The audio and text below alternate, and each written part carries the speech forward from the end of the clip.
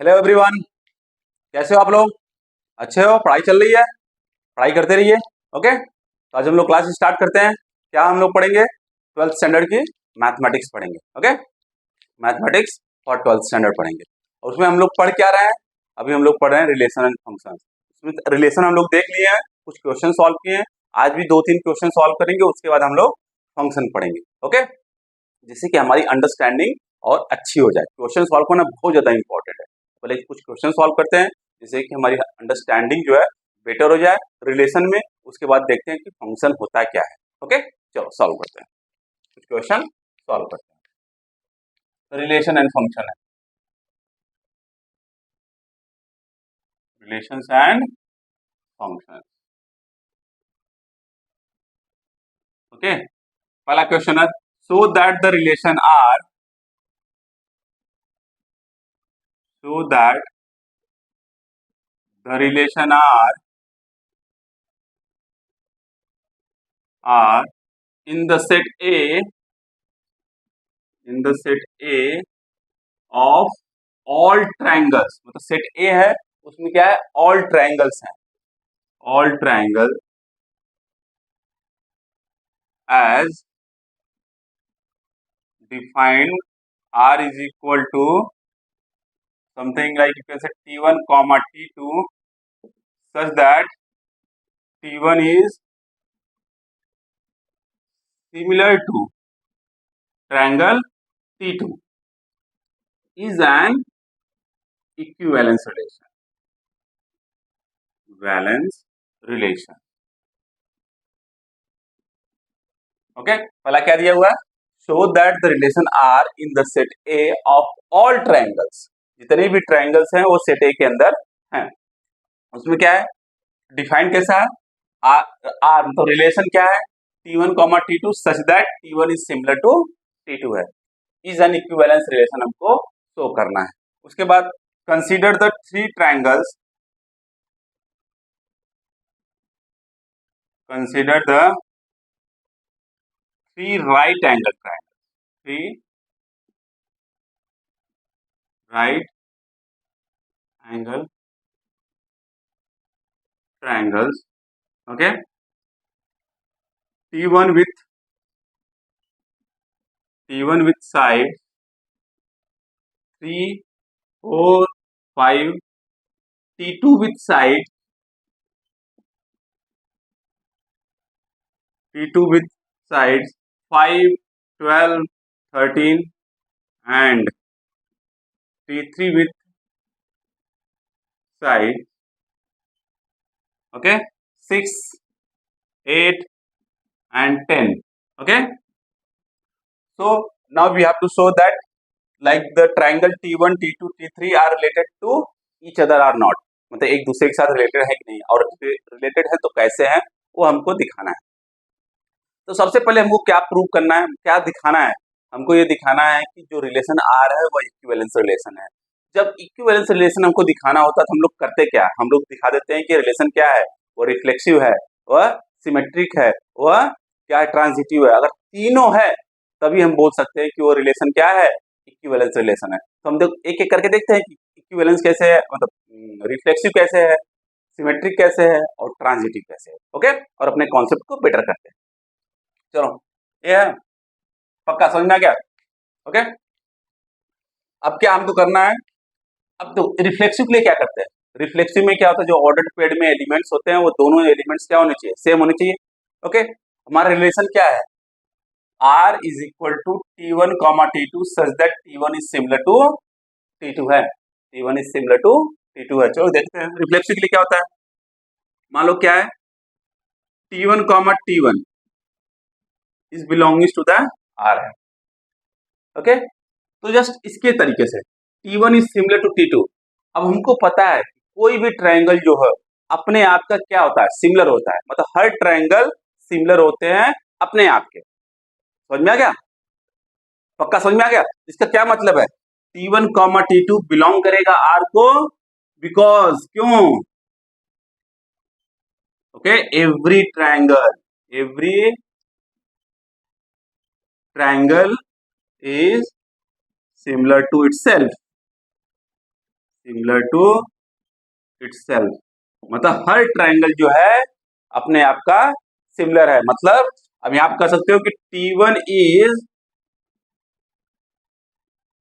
Similar to T1, इसीलिए क्या हो रहा है यहाँ पे T1 कॉमा T1 बिलोंग कर रहा है R को। ओके, समझ में आ गया?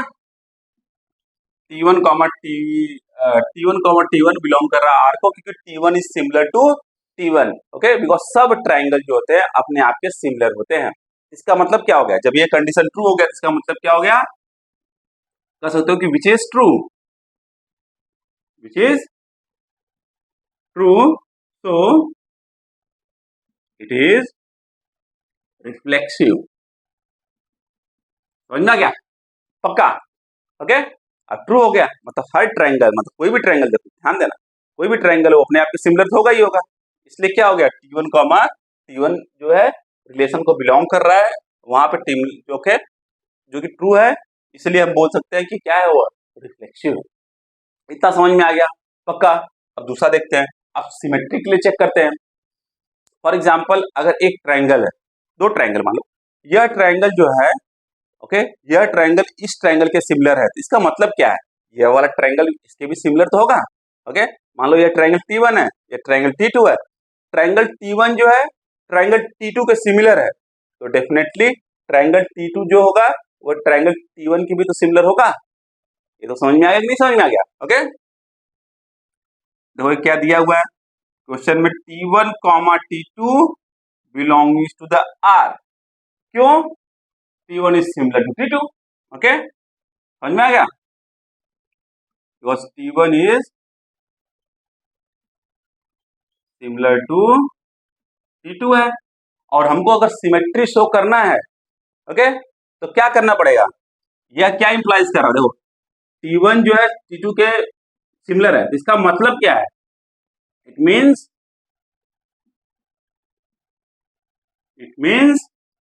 T2 is also similar to T1, that implies T2 comma T1 belongs to the R। बात समझ में आई? ओके, देखो यहाँ पर T1 कॉमा T2 जो है वो R को बिलोंग कर रहा है, तो T1 is similar to T2 है। इसका मतलब क्या, it means T2 is also similar to T1, that implies T2 comma T1 is also belongs to the R। यही तो सिमेट्री होता है। सिमेट्री में क्या होता है, अगर A कॉमा B R को बिलोंग कर रहा है और B कॉमा A ऑल्सो और R को बिलोंग कर रहा है, तभी आप कर सकते हो कि जो रिलेशन है वो हमारा क्या सिमेट्रिक है। पक्का समझ में आ गया? No problem. ओके, तो इसको आप नोट डाउन कर लीजिए। ओके, इसको आप नोट डाउन कर लीजिए। ओके, इसको आप नोट डाउन कर लीजिए। अब क्या देखना है, ये तो रिफ्लेक्सिव भी हो गया, एक सिमेट्रिक भी हो गया। अब देखते हैं क्या, ट्रांजिटिव वाला केस। हमको पता है क्या, चलो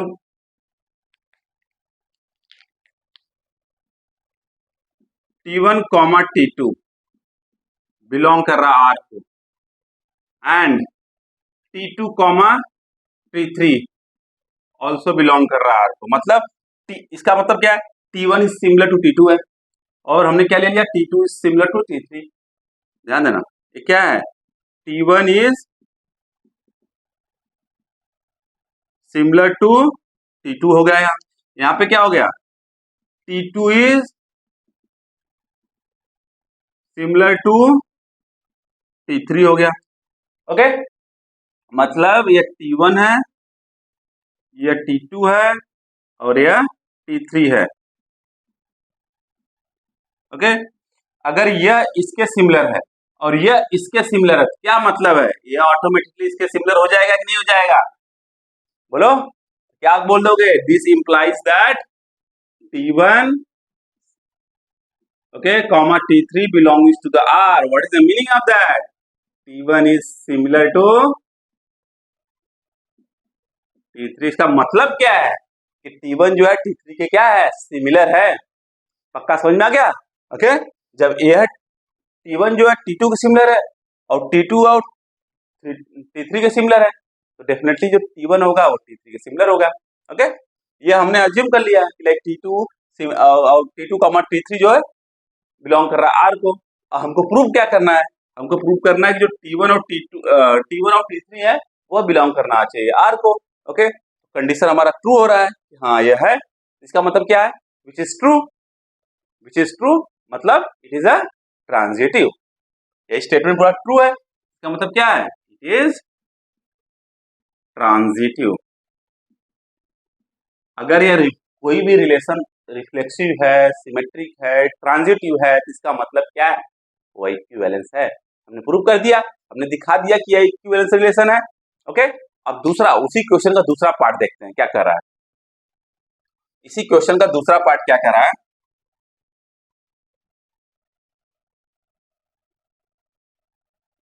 जो थ्री ट्रायंगल है, थ्री राइट एंगल ट्रायंगल है, उसके साइड्स क्या है, यह है 3 4 5, पहले ट्रायंगल के, दूसरे ट्रायंगल के 5 12 13 है, और तीसरे ट्रायंगल के क्या है 6 8 10 है। अब पूछ रहा है कि जो T1 T2 T3 है कैसे रिलेटेड है। ओके, मतलब हमको दिखाना है which of these triangles, okay, are related to each other, are related। Okay, तो देख लेते हैं करेक्ट कौन सा ट्रायंगल जो है वह रिलेटेड है। अब देखो क्या है, पहले ट्रायंगल की जो साइड है वो क्या है 3 4 5, दूसरे ट्रायंगल की साइड क्या है 5 12 13, और तीसरे ट्रायंगल की साइड क्या है 6 8 10, ये है। और हम 9 10 में पढ़ चुके हैं। अगर ट्रायंगल के जो साइड्स अगर प्रोपोर्शनल है, ट्रायंगल्स के साइड्स जो है प्रोपोर्शनल है, तो क्या है सिमिलर है कि नहीं है, पक्का समझ में आ गया। Okay, no problem. तो देख लेते हैं इसमें से कौन सा है, एक मतलब एक दूसरे से कौन सा रिलेट कर रहा है, T1 T2 से रिलेट कर रहा है, या T2 T3 से रिलेट कर रहा है, T1 T3 से रिलेट कर रहा है। अब देखो जो T1 के साइड है वो क्या है 3 है, 4 है और 10 है, और T3 के साइड क्या है 6 है, 8 है और 10 है। 6 कर दिया, 8 कर दिया, 10 कर दिया, ये है क्या 1/2 1/2 1/2, मतलब जो T1 और T3 हैं उनके जो साइड्स हैं वह क्या है प्रोपोर्शनल है। इसका मतलब क्या होगा T1 और T3 जो है एक दूसरे से रिलेटेड है, T2 रिलेटेड नहीं है। ओके, T1 और T3 जो है एक दूसरे से क्या है रिलेटेड है। पक्का समझ में आ गया, नो प्रॉब्लम, इसको आप नोट डाउन कर लीजिए। अब नेक्स्ट क्वेश्चन हम लोग सॉल्व करते हैं। ओके, मेहनत तो करनी पड़ेगी, अगर चाहिए कि मतलब मुझे 100% चाहिए मैथ्स में, तो मेहनत तो करनी पड़ेगी। ओके, समझ में आ गया, तो कर दूसरा क्वेश्चन सॉल्व करते हैं। Let L be the set of all, let L be the set of all lines in xy plane, and R be the relation in L, and R be the relation in L defined as R is equal to L1 comma L2 such that L1 is parallel to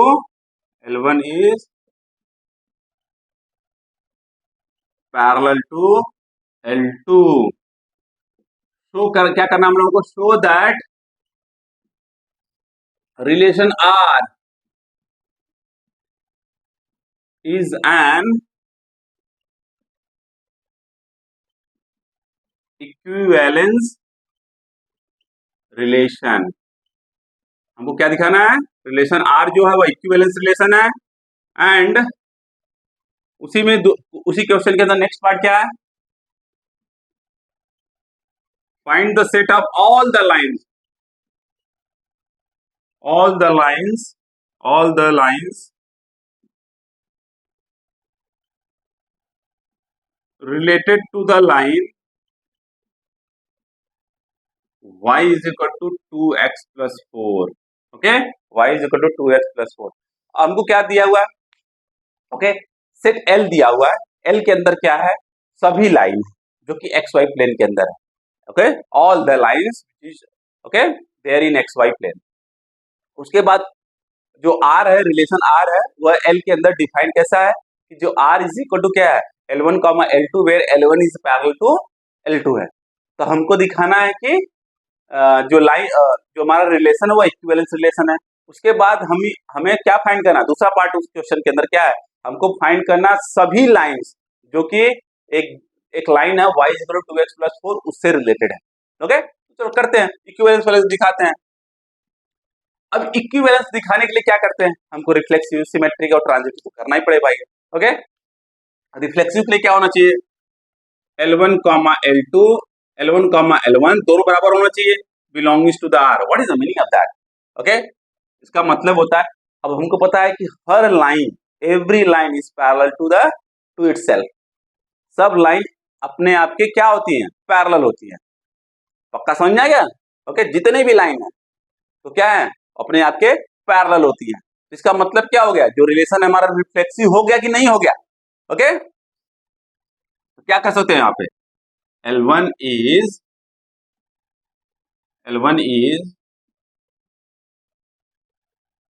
parallel to L1 because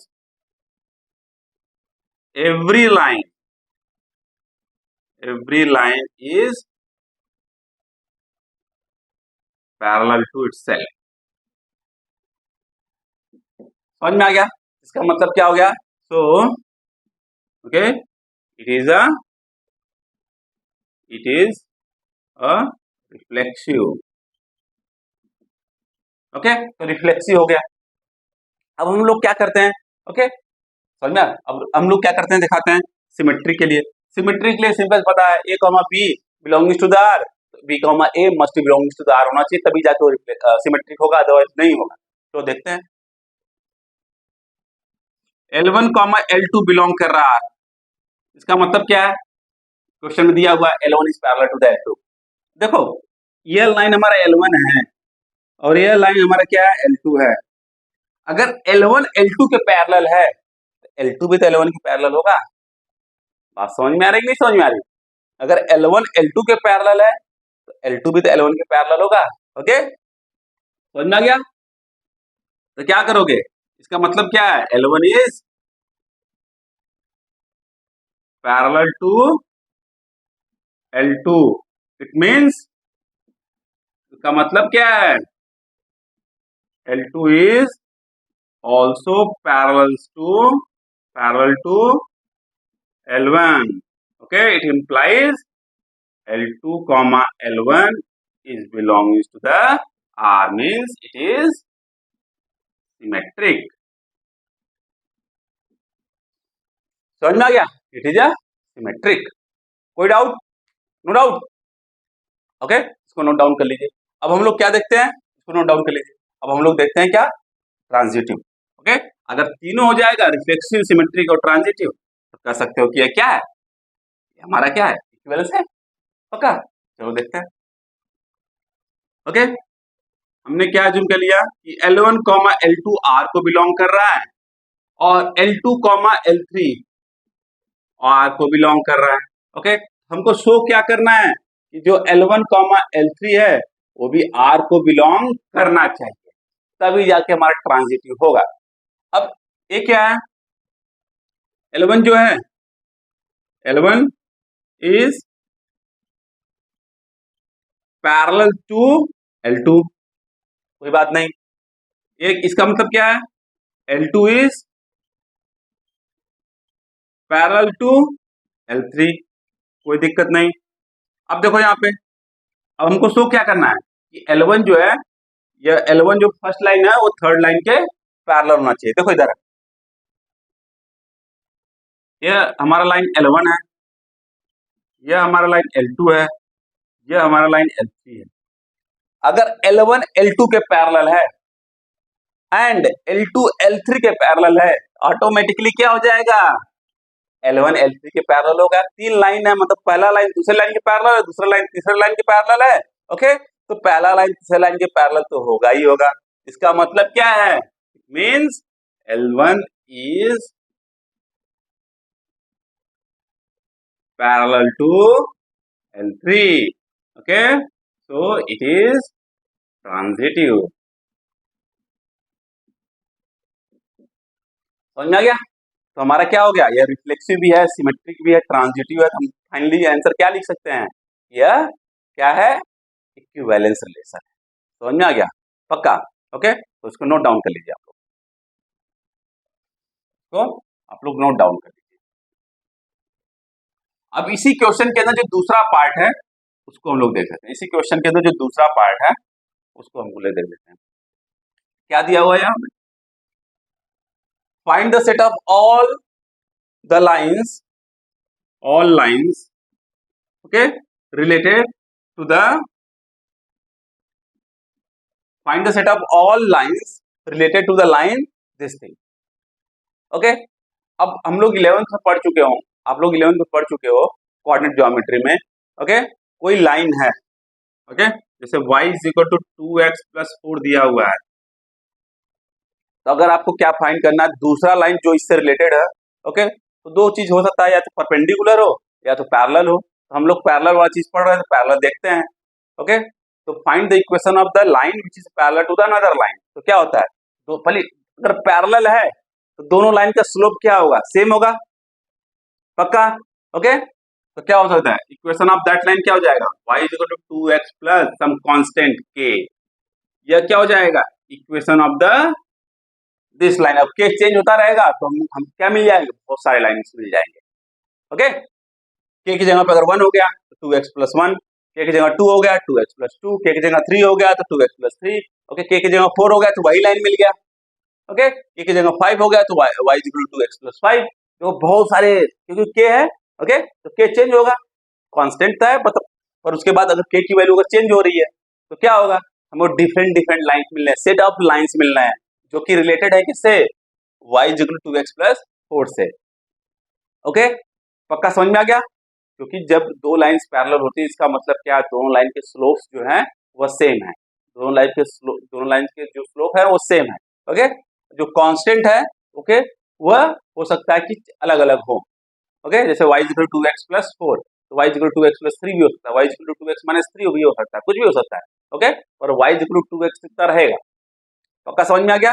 तो यह जो line होगा वह इस line से related होगा, और ये लाइन है क्या, set of so many lines, okay, पक्का, नो प्रॉब्लम, जो कि पैरेलल हो उस लाइन के, गॉट इट। तो नोट डाउन कर लीजिएगा, कॉन्सेप्ट समझ में आ गया होगा क्योंकि आप लोग ऑलरेडी 11th में पढ़ चुके हो।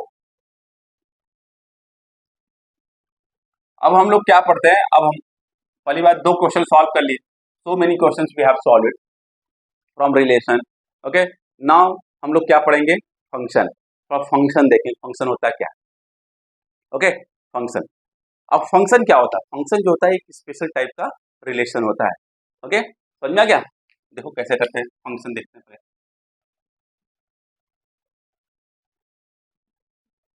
पढ़ चुके हो गए आप लोग 11th में भी, हम लोगों को फंक्शन पढ़ना है, ओके। तो पढ़ चुके हो गए आप लोग। मान लो कोई y is equal to f(x) है, ओके। फंक्शन का डिफिनेशन क्या है, सेट ए है और सेट बी है, ओके। सेट ए है और सेट बी है, तो सेट ए में सम एलिमेंट्स हैं, सेट बी में सम एलिमेंट्स हैं, समझ में आ गया? तो सेट ए के जितने भी एलिमेंट्स हैं उनके यूनिक इमेज होने चाहिए सेट बी में, तो वही फंक्शन होता है। सेट ए के जितने भी एलिमेंट्स हैं, ओके, उनका क्या होना चाहिए, यूनिक इमेज होना चाहिए सेट बी के अंदर। आप ये सब पढ़ चुके होंगे 11th में, ओके। उसी को हम लोग क्या बोलते हैं, फंक्शन बोलते हैं, समझ में आ गया, पक्का। जैसे मान लो ये सेट ए है, यह सेट बी है, और यह फंक्शन है, मतलब f such that A tendings to B है। तो सेट ए में हमारे कुछ एलिमेंट्स हैं, सेट बी में कुछ हमारे एलिमेंट्स हैं, ओके। तो सेट ए का जो एलिमेंट्स है वो क्या होना चाहिए, ओके। ऐसा भी हो सकता है या तो x3 y3 से रिलेटेड हो, कुछ से भी रिलेटेड हो, पर जो सेट ए में जितने भी एलिमेंट्स हैं उसके यूनिक इमेज होने चाहिए, ओके। उसके यूनिक इमेज होने चाहिए इन सेट बी। चलो यही कर लो, थोड़ा कंफ्यूजन हो तो क्या है, इसी को हम लोग क्या बोलते हैं, फंक्शन बोलते हैं, ओके, सेट ए के जितने भी एलिमेंट्स हो वह यूनिकली रिलेटेड होना चाहिए सेट बी के एलिमेंट से।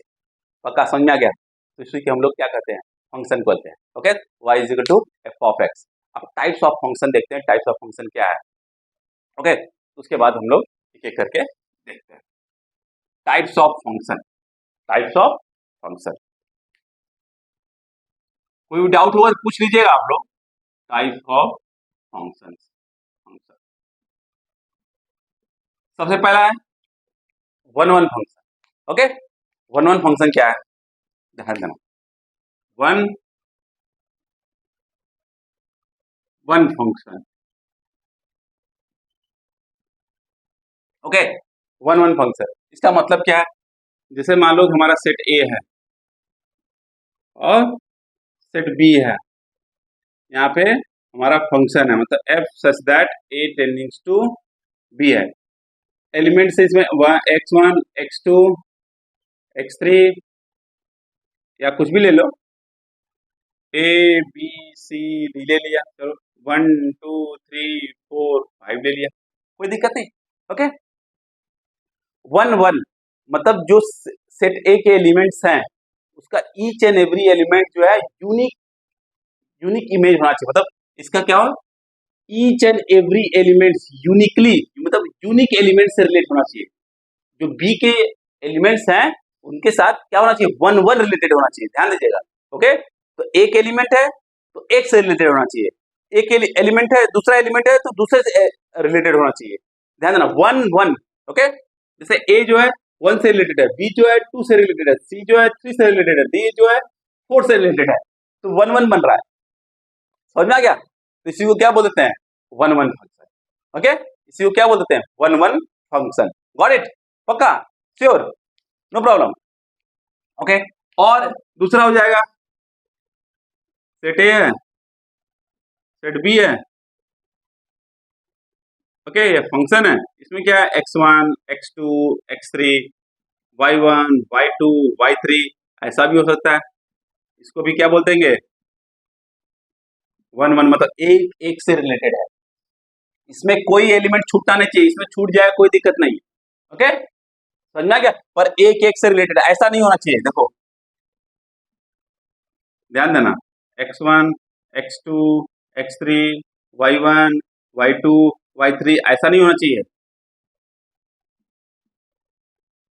ओके, ऐसा नहीं होना चाहिए, मतलब इसमें एक मतलब इसका जो दो एलिमेंट है वो एक एलिमेंट से रिलेटेड है, तो ये वन वन नहीं है, ध्यान देना, वन वन नहीं है। ये क्या हो गया, एक से अधिक एलिमेंट जो सेट ए के अंदर है वह एक एलिमेंट बी के एक एलिमेंट से रिलेटेड है, तो क्या हो रहा है, क्या हो जा रहा है, वो मेनी वन हो जा रहा है। समझ में आ रहा है? मतलब एक से अधिक एलिमेंट जो सेट ए के हैं बी के एक एलिमेंट से रिलेटेड है, तो ये क्या हो जा रहा है, मेनी वन हो जा रहा है, वन वन नहीं हो रहा था। ये हमारा क्या है, वन वन नहीं है, इसको ध्यान दीजिएगा, ये हमारा वन वन नहीं है, पर यह और यह जो है हमारे क्या है, वन वन है। ओके, अब इसको मैथमेटिकली कैसे सॉल्व करें, मान लो कि एग्जाम में आ गया अब उसको सॉल्व करने के लिए पूछ रहा है, तो ग्राफिकली मतलब मैपिंग वाला मेथड से हम लोग कर दिए, अब इसको मतलब अगर मैथमेटिकली सॉल्व करना हो तो कैसे सॉल्व करेंगे। मान लो दो फंक्शन है, मतलब यहाँ पे देखो, इधर ध्यान देना। Okay, if f of x1 is equal to f of x2, what is the meaning of that, f of x1? f of x1 क्या है, यहाँ पर जब फंक्शन के अंदर x रखा तो क्या मिल गया, y1 मिल गया, मतलब यहाँ पे y1 जो है y2 के बराबर है, y1 जो है y2 के बराबर है, और जो y1 है वो क्या है, f of x1 है और f of x2 है। समझ में आ रहा है, y1 y2 के बराबर, मतलब इमेज बराबर हो गया। ओके, मतलब f of x1 is equal to f of x2 है, और हमको दिखाना है कि वह वन वन है, तो उस केस में क्या होना चाहिए, x1 must be equal to x2। अगर x1 is not equal to x2 तो क्या है, वन वन नहीं है। अगर x1 जो है x2 के बराबर हो गया तो क्या है, वह वन वन है। इसको ध्यान दीजिएगा, दिमाग में रख लीजिएगा। अगर y1 मान लो यह और यह बराबर हो गया, y1 का मतलब क्या है, जब x1 को उठाकर f के अंदर रखा तो क्या मिल गया, f of x1, x2 को उठा के f के अंदर रखा तो क्या मिल गया, y2, मतलब f of x2।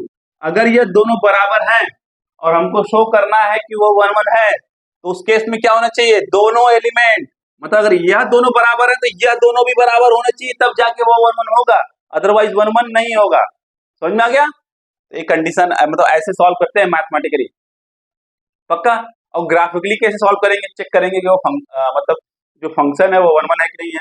सिंपल सा है, कोई भी फंक्शन दिया उसका ग्राफ ड्रॉ कर दो, कोई भी फंक्शन दिया उसका ग्राफ ड्रॉ कर दो, तो उसके बाद क्या करो, एक लाइन ड्रॉ कर दो जो कि एक्स एक्सिस के पैरेलल है, एक्स एक्सिस के पैरेलल है, एक लाइन ड्रॉ कर दो। अगर वो लाइन जो है उस ग्राफ को एक पॉइंट पे क्या करती है, कट करती है, एक पॉइंट पे कट करती है, तो आप क्या बोलोगे कि वह क्या है, वो 1 1 फंक्शन है। मान लो ऐसा है, ओके। अब हमने क्या किया, एक ग्राफ है हमारा, कोई ग्राफ है, ओके। अब इसको हमने क्या किया, एक लाइन ड्रॉ कर दिया एक्स एक्सिस के पैरेलल, और ये लाइन जो है इस ग्राफ को एक पॉइंट पे केवल इंटरसेक्ट करती है, एक पॉइंट पे, तो हम लोग क्या बोल देंगे, यह 1 1 फंक्शन है। अब ग्राफिकल मेथड से हमको चेक करना है कि वो फंक्शन है कि नहीं है।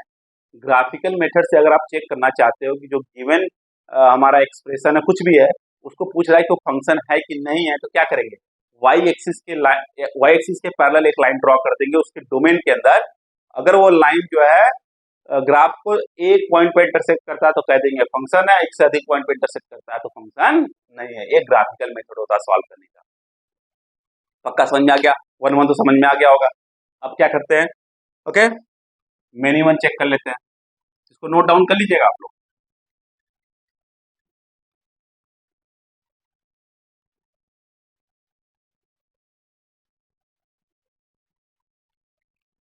मेनी वन, ओके, नाम से समझ में आ रहा है, एक से अधिक एलिमेंट सेट ए के सेट बी के एक एलिमेंट से रिलेटेड है, ओके। तो देखते हैं,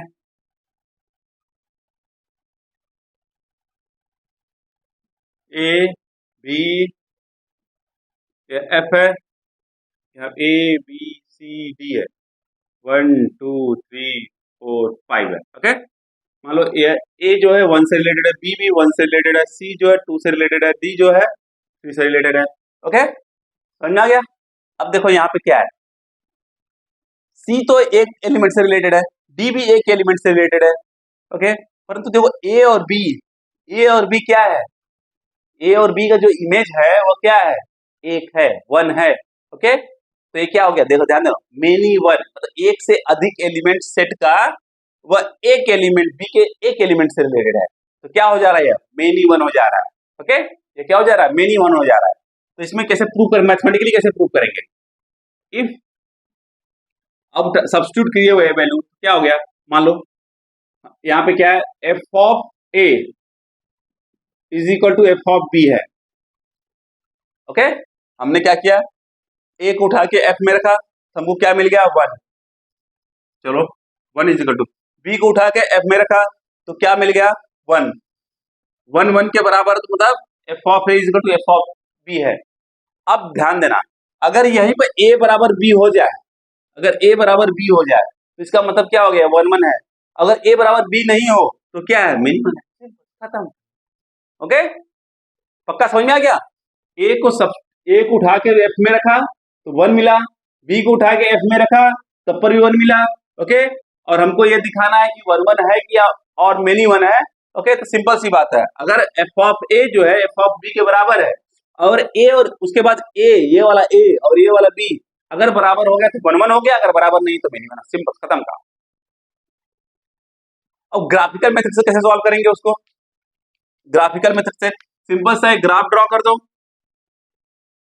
ये है, ओके। और एक लाइन ड्रॉ करो parallel to the x axis, और यह लाइन जो है ग्राफ को एक से अधिक पॉइंट पे अगर इंटरसेक्ट करता है, एक से अधिक पॉइंट पे इंटरसेक्ट करता है, उसको बोलते हैं मेनी वन। मतलब ध्यान देना, यहाँ पे y की जो वैल्यू है 1 होगी, क्योंकि एक बार y एक्सिस को इंटरसेक्ट कर रहा है। मान लो y की वैल्यू हमारे पास क्या हो गई, 2 हो गई, परंतु यहाँ पे देखो, यहाँ पर x की वैल्यू डिफरेंट हो गई, यहाँ पर भी x की वैल्यू डिफरेंट हो रही है, मतलब 2x के लिए 1 y मिल रहा है, मतलब 2x के लिए, मतलब 2 इसके लिए 1 मिल रहा है ना, 2 इसके लिए एक मिल रहा है, इसका मतलब क्या हो गया, मेनी वन हो गया। तो अगर मेनी वन को ग्राफिकली चेक करना है, सिंपल से क्या करोगे, कोई भी line x axis parallel draw करो, अगर वो लाइन जो है ग्राफ को एक से अधिक पॉइंट पे इंटरसेक्ट करता है तो मेनी वन फंक्शन है। ओके, और मैथमेटिकली ऐसे कर देंगे, सिंपल सा, नोट डाउन कर लो।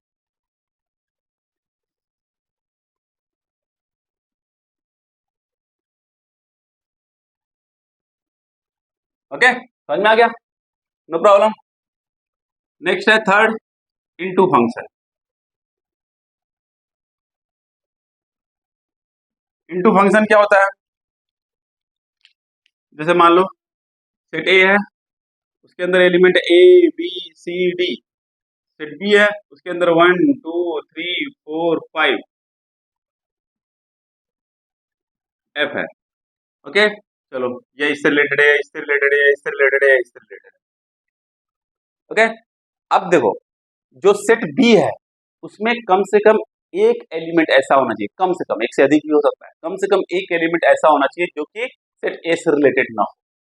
देखो 5 है, ओके, 5 एस, 5 जो है किसी भी सेट ए के किसी भी एलिमेंट से रिलेटेड नहीं है, किसी भी एलिमेंट से रिलेटेड नहीं है।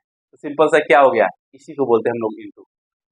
कोई भी एलिमेंट, ओके, जैसे इसको क्या बोलेंगे, F such that A tendings to B, कोई भी एलिमेंट जो बी का, एटलीस्ट वन एलिमेंट, कोई लाइक एटलीस्ट वन एलिमेंट, कम से कम एक एलिमेंट ऐसा होना चाहिए जो बी का कम से कम एक एलिमेंट ऐसा होना चाहिए जो कि सेट ए के एलिमेंट से रिलेटेड ना हो।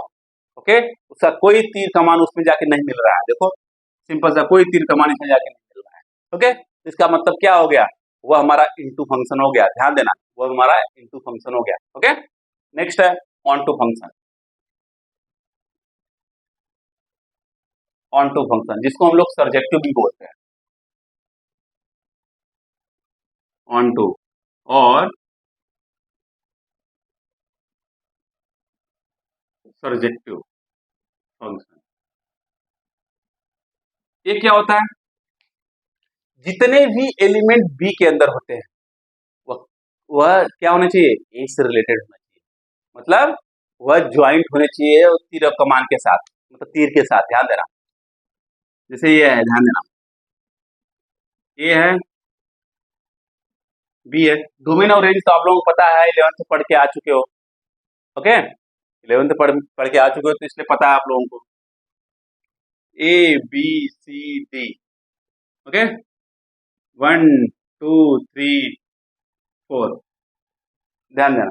तो इसमें बोला क्या है, ईच एंड एवरी एलिमेंट, मतलब हर एलिमेंट, बी जो सेट है, बी जो है, ओके, बी का हर एक एलिमेंट जो है ए से क्या होना चाहिए, रिलेटेड होना चाहिए, बी का हर एलिमेंट जो है ए से रिलेटेड होना चाहिए।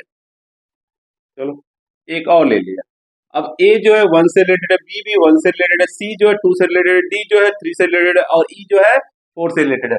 अब देखो 1 भी किसी न किसी से रिलेटेड है, 2 भी किसी न किसी से रिलेटेड है, 3 भी किसी न किसी से रिलेटेड है और 4 भी किसी न किसी से रिलेटेड है।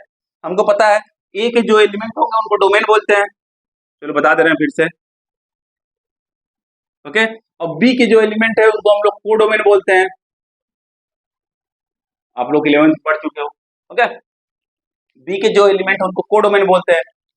ऑन टू के केस में क्या होता है, अब पहले एक देखो, अब जब एलिमेंट सेट ए के जो एलिमेंट हैं, ओके, सेट ए के एलिमेंट को जब हम फंक्शन के अंदर रखते हैं, ध्यान देना, ए को उठाकर फंक्शन में रखा तो हमको क्या मिल गया, 1 मिल गया।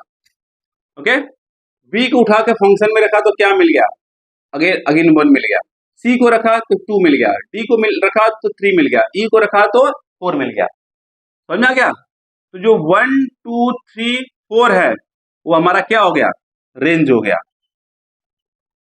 ओके, वो हमारा क्या है, रेंज हो गया। समझ में आ गया, पक्का, नो प्रॉब्लम। हम रेंज कैसे मिला, जब हम x को फंक्शन, x की वैल्यू को फंक्शन में रखते हैं तो उसके बाद जो y मिलता है वो हमारा रेंज होता है, ध्यान देना। अब कोडोमेन क्या होता है, आप इसको मिलाओ, मान लो कि हमने क्या किया, इसको हटा दिया और ई को यहां से मिला दिया, 4 बच गया, 4 बच गया, ध्यान देना। तो हमारा रेंज क्या है, 1 2 3 है, क्योंकि जब हम कुछ वैल्यू रखते हैं सेट ए के एलिमेंट का तो हमको क्या मिल रहा है, केवल 1 2 3 मिल रहा है, केवल क्या मिल रहा है 1 2 3 मिल रहा है, ध्यान देना 4 वाला नहीं मिल रहा है। इस केस में क्या बोल देंगे, ये हमारा क्या है 1 2 3 रेंज है, पर कोडोमेन क्या है, कोडोमेन जितने भी सेट बी के अंदर जितने भी एलिमेंट है वह सब कोडोमेन है, सब कोडोमेन। समझ में आ गया। तो रेंज हमेशा क्या होता है, कोडोमेन का सबसेट होता है। रेंज जो हमेशा क्या होता है, कोडोमेन का सबसेट होता है। परंतु हम लोग क्या पढ़ रहे हैं, ऑन टू फंक्शन पढ़ रहे हैं। ओके, तो ऑन टू फंक्शन में क्या होता है, रेंज कोडोमेन के बराबर होता है, रेंज जो है कोडोमेन के बराबर होता है, इतना पता ही होगा आप लोगों को। ओके, थोड़ा सा एक और देख लेते हैं जिससे कि आप लोगों का और कंफ्यूजन दूर हो जाए। जैसे ए है बी है, ओके, ए और बी है। अब इसमें अब हम क्या देख रहे हैं, कोडोमेन और range. A B C D है, 1 2 3 4 और 5 है। ओके, अब देखो जो ए बी सी डी है, ओके, पहले इसको क्या मिला दिया, ये मिला दिया, ये हो गया, ये हो गया, ये हो गया। चलो, तो सेट ए के अंदर जो एलिमेंट हैं, सेट ए के अंदर जो एलिमेंट है उसको डोमेन बोल दिया। डोमेन क्या हो गया यहाँ पर, ए बी सी और डी हो गया, ये हमारा क्या हो गया, डोमेन हो गया। ओके, कोडोमेन क्या हो गया, कोडोमेन क्या हो गया, कोडोमेन में हमारा क्या हो गया, सब जितनी भी वैल्यू है 1 2 3 4 5 1 2 3 4 और 5, ये हमारा कोडोमेन हो गया। रेंज क्या हुआ, ध्यान देना, रेंज क्या हुआ, जब हम उठा के ए को एफ में रखा तो 1 मिला तो 1 रेंज हो गया, बी को उठा के यहाँ पे रखा तो 2 मिला 2 भी रेंज हो गया।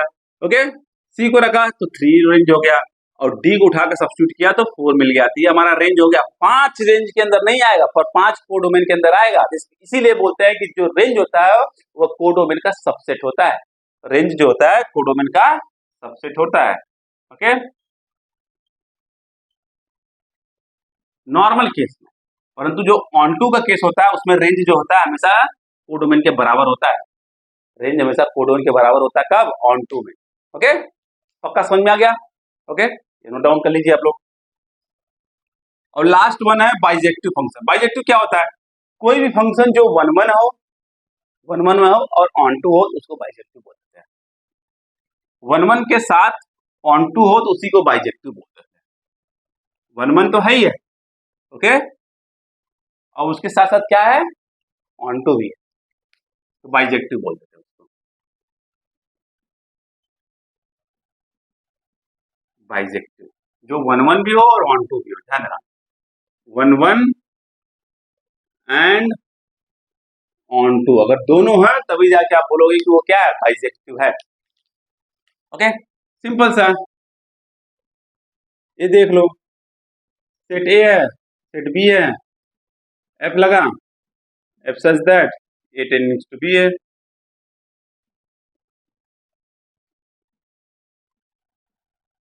तो वन है कि नहीं है, वन है कि नहीं है, मतलब each and every element of set A is related to the each and every element of a set B. Okay, मतलब each and every element of set जो A है उनके यूनिक इमेज B के अंदर आ रहे हैं, ये वन हो गया, कोई दिक्कत नहीं, खत्म काम। अब देखो जो जितने भी एलिमेंट B में है क्या वो एलिमेंट A से रिलेटेड है कि नहीं है, हाँ देख लो, 1 जो है A से, 2 जो है B से, 3 जो है C से, 4 जो है D से, मतलब रेंज जो है कोडोमेन के बराबर है। रेंज क्या है यहाँ पर, कोडोमेन क्या है 1 2 3 4, रेंज क्या है 1 2 3 4, यहाँ पर रेंज ऑफ कोडोमेन के बराबर हो गया, तो हमारा ऑन टू भी हो गया, वन तो है ही है और ऑन टू भी हो गया, तो अब दोनों अगर है तो इसको क्या बोल देते हैं, बाइजेक्टिव। अगर एग्जाम में पूछा जाए कि चेक करो कि वह बाइजेक्टिव है, सिंपल से उस फंक्शन को चेक करो कि वह वन है और ऑन टू है कि नहीं है। अगर वन और ऑन टू है तो आप बोल सकते हो कि क्या है, बाइजेक्टिव है। इसको नोट डाउन कर लीजिए आप लोग, समझ में आ गया, पक्का। अब एक प्रॉब्लम सॉल्व करते हैं इसके बेस पे, जिससे कि हमारा जो कॉन्सेप्ट है जो हम लोग पढ़े हैं वो थोड़ा सा अच्छा हो जाए, बेटर हो जाए। ओके, एग्जाम्पल सॉल्व करते हैं, एक्सरसाइज प्रॉब्लम हम लोग नेक्स्ट क्लास में करेंगे। Let A be the set of, okay, let A be the set of all student, okay, let A be the set of all 50 students, okay, in class 10, okay, in a school, in a school, class 10 में 50 student है, school के एक school के class 10 में 50 student है, okay, समझ में आ गया, no problem, okay, let f such that a tending to n where n is a natural number be a function, be a function defined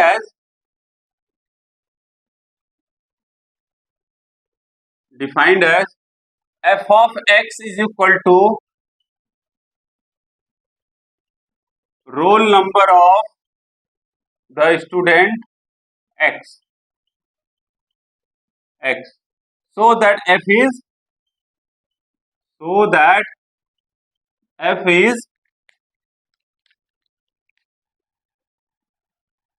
1 but not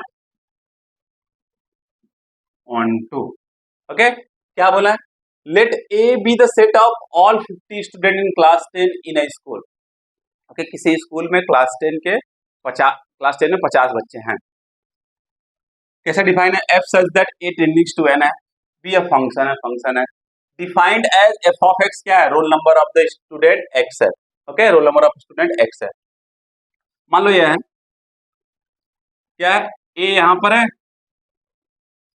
और ये यहाँ पे क्या n है, ये फंक्शन रिलेटेड है, मतलब f such that a tending to n है। अब हमको एक चीज तो पता है, और ये क्या है, n जो है हमारा नेचुरल नंबर है, नेचुरल नंबर मतलब 1 से लेके मतलब इंफिनिटी तक जितने भी नंबर है वो natural, like 1 2 3 4 5 6 7 8 9 10 like that, okay, 50 51 52 53 50 60 like that, सब क्या है, नेचुरल नंबर है। और सेट ए में कितने स्टूडेंट्स हैं, सेट ए के अंदर कितने स्टूडेंट हैं, सेट ए के अंदर कितने स्टूडेंट है, 50 स्टूडेंट है, x1 उनका नाम क्या है, x1 x2 x3 x4 x5 dot dot x50, okay. अब रोल नंबर की जब बात होती है तो रोल नंबर क्या होता है, सोचो रोल नंबर क्या होता है, यूनिक होता है कि नहीं होता है, रोल नंबर हमेशा क्या होता है, यूनिक होता है, पक्का, मतलब एक बच्चा उसका जो रोल नंबर है वो रोल नंबर किसी उसी क्लास के किसी दूसरे बच्चे का नहीं हो सकता है, ये होता है ना, ओके, तो रोल नंबर हमेशा यूनिक होता है, हर बच्चे का रोल नंबर अलग अलग होता है, ये ध्यान देना। तो और यार नेचुरल नंबर कहाँ से स्टार्ट होगा, 1 2 3 4 5 6 7 8 9 50, ओके, फिर क्या होगा 51 डॉट डॉट 60, ये सब क्या है, 60 61 100 200 300, ये सब क्या है, नेचुरल नंबर के अंदर आएंगे, सिंपल पता है, ओके। मान लो x1 का रोल नंबर 1 है, x2 का रोल नंबर 2 है, x3 का रोल नंबर ए है, x4 का इतना है, x50 का कितना है, 50 है, मतलब ईच एंड एवरी स्टूडेंट का जो है, देखो यहाँ पे क्या हो रहा है, 1 1 मतलब x1 1 से रिलेटेड, x2 2 से रिलेटेड, x3 3 से रिलेटेड, x4 4 से रिलेटेड है कि नहीं है, पक्का, तो मतलब क्या बोल सकते हो कि ये क्या है, 1 1 है, ये क्या है, 1 1 फंक्शन है, क्योंकि किसी का जो रोल नंबर है किसी दो बच्चे का रोल नंबर एक नहीं हो सकता है, ध्यान देना। पर यहाँ पे देखो 50 के बाद क्या आ रहा है, 51 52 53 51 52 53 54 55 60 61 62 देन 70 लाइक दैट, आ रहा है नहीं आ रहा है, क्योंकि नेचुरल नंबर है। परंतु देखो 51 क्या किसी एक के एलिमेंट से रिलेटेड है, नहीं, 60 क्या किसी एक के एलिमेंट से रिलेटेड है, नहीं, पर ऑन2 क्या होता है, ओके, जो बी में जितने भी एलिमेंट हों वो ए के एलिमेंट से रिलेटेड हों, समझ में आ रहा है, जो बी का जितने भी एलिमेंट्स हों वह ए के एलिमेंट से रिलेटेड हों, एक चीज हो गया। दूसरी तरीके से रेंज जो है कोडोमेन के बराबर होना चाहिए, यहाँ पे देखो रेंज क्या है, 1 से लेके 50 तक रेंज है, और कोडोमेन क्या है, 1 से लेके इनफाइनाइट तक, 1 से लेके इनफाइनाइट तक, मतलब यहाँ पर रेंज जो है कोडोमेन के बराबर नहीं है, तो बोल सकते हो कि रेंज जो है कोडोमेन के बराबर नहीं है, इसका मतलब क्या है, okay, it is not onto, it is not onto, और इसको क्या बोल दोगे, इट इज 1 फंक्शन। पक्का समझ में आ गया, नो प्रॉब्लम। ओके, बोल सकते हो कि जो 51 है उसका कोई प्री इमेज नहीं है सेट ए के अंदर, मतलब इसको क्या बोलते हैं, इसको प्री इमेज बोलते हैं। इसको क्या बोल देते हैं, जो इसमें एलिमेंट्स होते हैं उसको इमेज बोलते हैं। इसको क्या बोलेंगे, डोमेन बोलेंगे, प्री इमेज बोलेंगे, इसको हम क्या बोलेंगे, रेंज बोलेंगे, जो मैच हो गया तो कोडोमेन बोलेंगे। ओके, सभी को, और इसको इमेज भी बोलेंगे। ओके, तो 51 जो है किसी भी एलिमेंट का जो सेट ए के अंदर उसका इमेज नहीं है। 52 भी किसी भी 52 भी क्या है, इमेज नहीं है किसी भी एलिमेंट का सेट ए के अंदर। ओके, समझ में आ गया, इसलिए क्या है, ऑन टू फंक्शन नहीं। समझ में आ गया पक्का। तो आज जो भी पढ़े हो आप लोग समझ में आ गया होगा। अब आज के बाद रिलेशन से कोई भी प्रॉब्लम आएगा आप फट दे कर दोगे, तुरंत कर दोगे। अब फंक्शन से भी आप कर दोगे, इतना प्रॉब्लम सॉल्व करा देंगे कि फंक्शन से भी आप हर प्रॉब्लम सॉल्व कर दोगे। ओके, 12th बोर्ड में कोई भी क्वेश्चन पूछे, कोई भी क्वेश्चन आप 100% कर लोगे। ओके, तो आज के लिए बस इतना ही, और उसके बाद हम लोग नेक्स्ट क्लास में मिलेंगे। ओके, और जाने से पहले अगर वीडियो पसंद आया तो प्लीज इसको लाइक करिए, शेयर करिए, सब्सक्राइब करिए और बेल आइकन दबा दीजिए, जिससे कि आपको नोटिफिकेशन मिलता रहे। ओके, जैसे मैं वीडियो अपलोड करूँ आपको नोटिफिकेशन मिल जाए और आप पढ़ लीजिए और मस्त हो जाइए। Okay, bye bye, take care, पढ़ते रहिएगा।